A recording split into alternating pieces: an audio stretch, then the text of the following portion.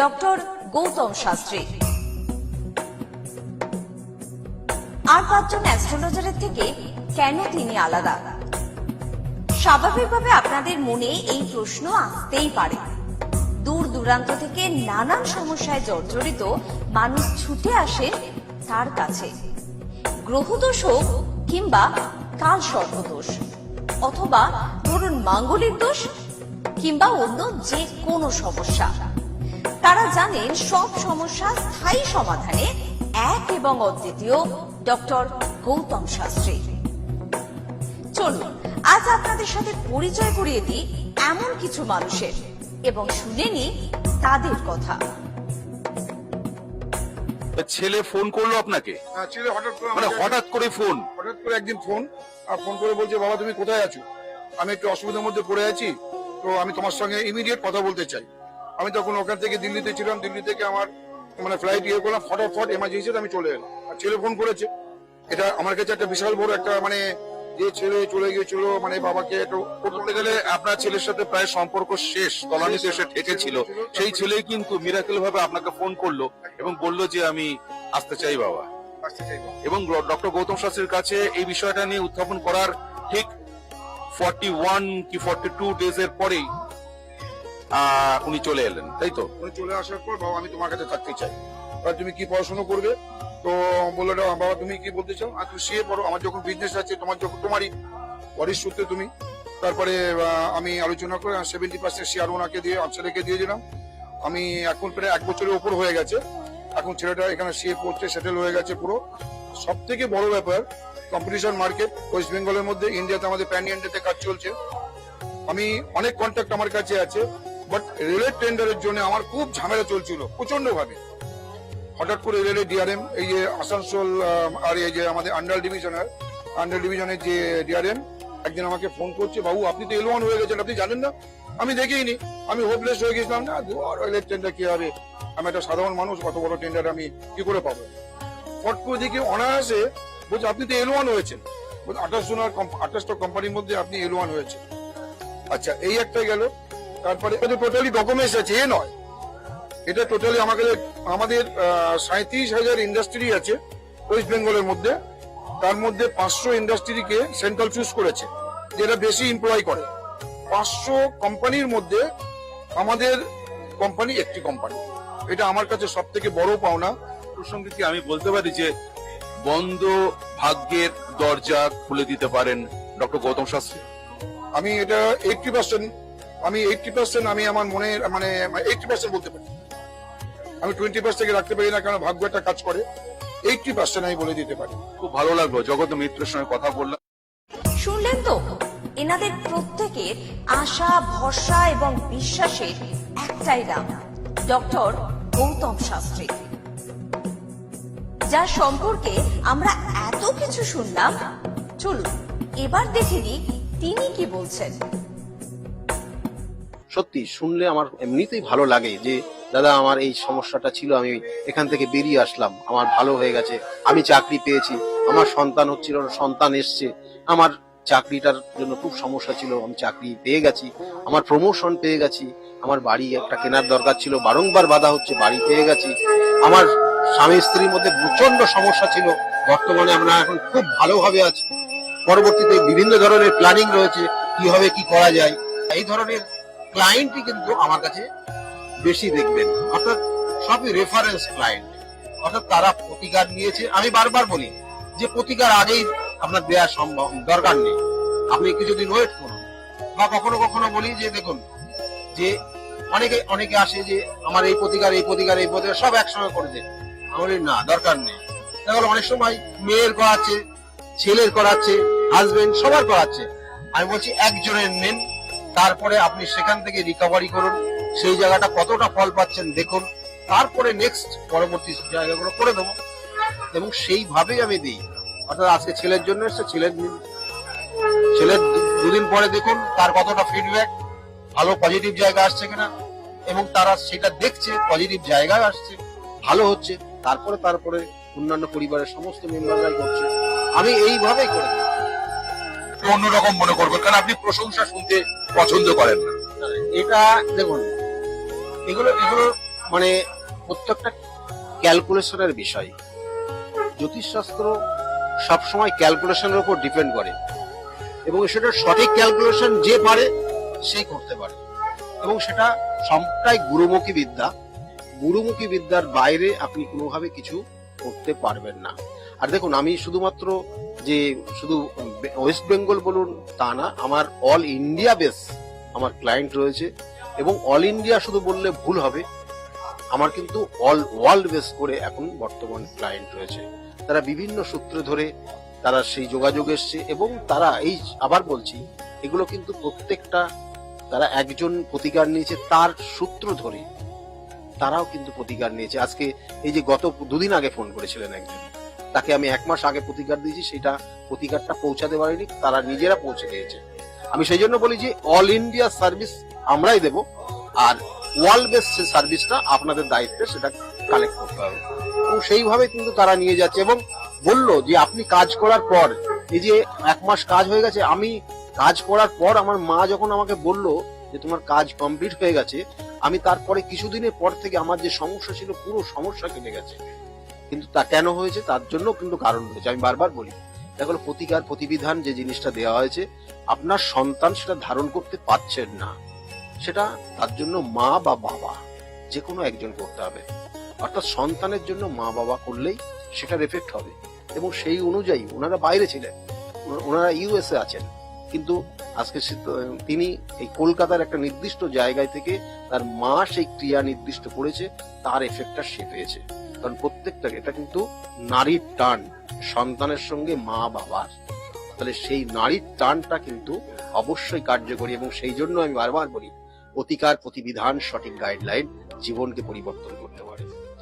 এই যে কৃষ্ণনগর থেকে অর্চিতা মণ্ডল, তার সঙ্গে কথা বলছিলাম, তিনি বলছেন যে তার মা মারা যাবার পর তার যে আত্মা অর্চিতাকে ছাড়তে চাইছে না, কিন্তু অর্চিতার একটা ছোট্ট মেয়ে রয়েছে, তার স্বাভাবিক জীবন বা তার ভবিষ্যৎ জীবন নিয়ে সে ওরিড, সেই কারণে তার আপনার কাছে এসেছেন বা এসেছিলেন। আজকে সেই জায়গা থেকে, সেই উপদ্রব থেকে সে কিন্তু মুক্ত।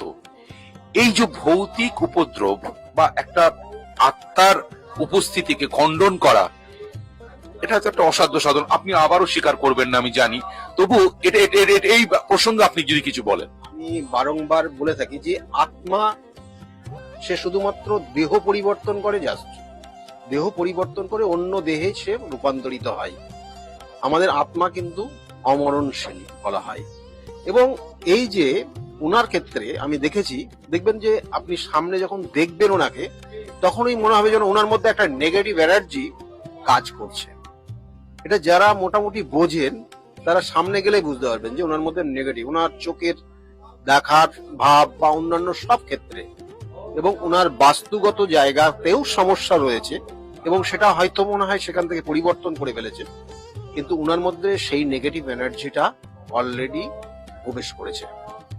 এবং সেটা যদি ওনার সামনে বলি তাহলে ওনারা অনেকটা ভীত হয়ে যাবে, ভয় পেয়ে যাবে। সেটা তো ওনাদেরকে সেইভাবে বলা হয়নি, বলা হয়েছে যে এটার একটা এফেক্ট রয়েছে আপনার। তা সেই অনুযায়ী আজকের যে আপনারা দেখলেন যে ওনার আজকে এই নির্দিষ্ট তিথিতে কাজ করা হলো এবং এই নির্দিষ্ট তিথিতে কাজ করে ওনারা ওই জায়গার থেকে বেরিয়ে আসলেন। এবং ওটা কিন্তু আরো 3টে স্টেপে কাজ হবে, মানে একটা স্টেপে কাজ হবে না, তবু ওটা অনেকটা প্রোগ্রেস হবে, ওনার মধ্যে কিছু পরিবর্তন হয়ে যাবে। ওনার যে সমস্যা, অনেক সময় এই ধরনের নেগেটিভ এনার্জি যার মধ্যে ক্রিয়েট হয়, তার সর্বপ্রথম ঘুম হয়ে যায়, বন্ধ হয়ে যায়, ঘুম ঠিক মতো হয় না, পায়ের নখের প্রবলেম হয়, জয়েন্টে প্রবলেম হয়, শারীরিক যে নির্দিষ্ট নিয়মাবলীগুলো রয়েছে আমাদের শরীরের, সেইগুলো কোথাও না কোথাও ব্রেক করে যায়। তাহলে এগুলো আপনারা বুঝবেন। তাহলে এবং খাওয়া দাওয়া অনেক সময় এদের ক্ষেত্রে কিন্তু কম হয়ে যায়, আবার কথায় কথায় এরা রেগে যায়, এটা ওনার মধ্যে রয়েছে।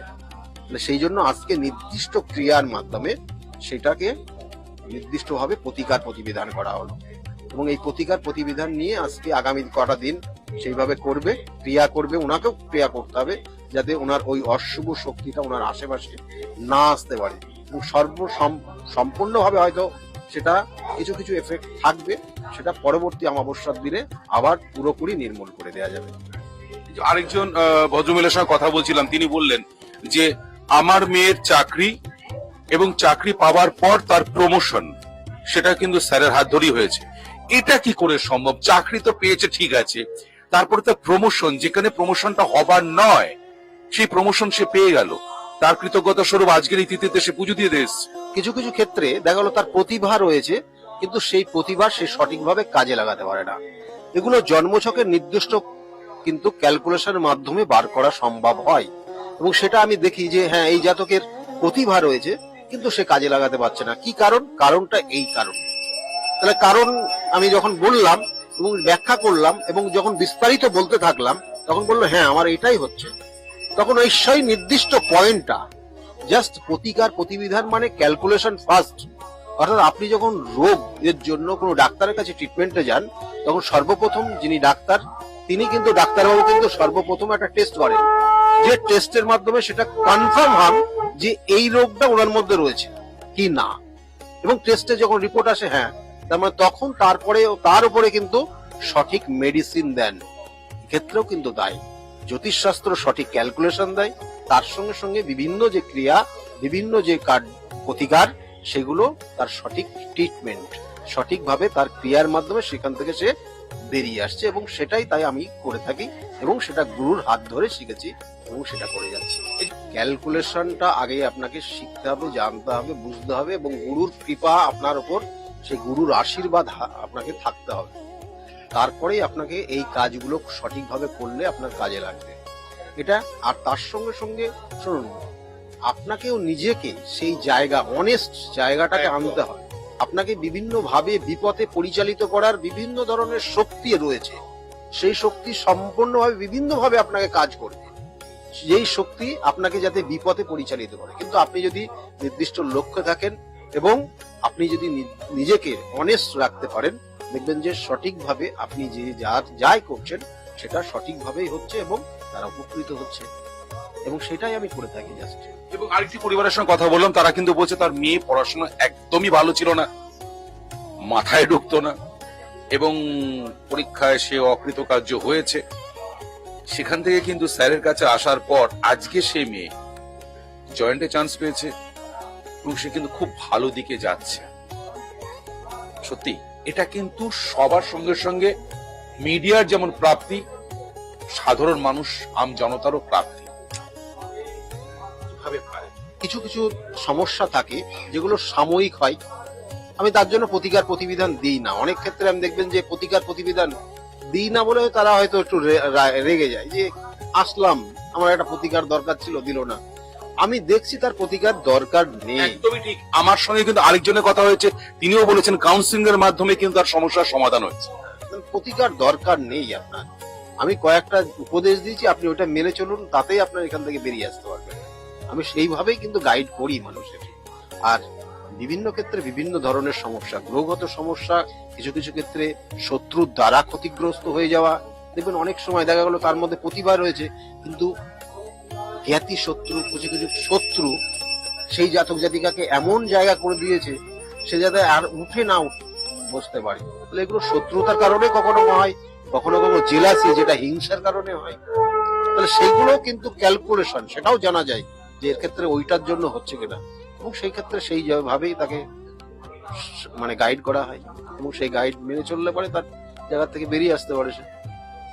কত সহজে সাবলীল ভাবে কিন্তু তিনি বলছেন, কিন্তু তার কাজটা অতটা সহজ বা সাবলীল নয়।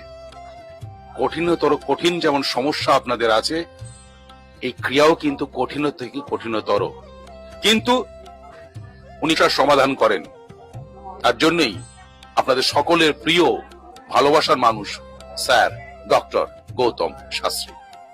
তাহলে আর দেরি কেন?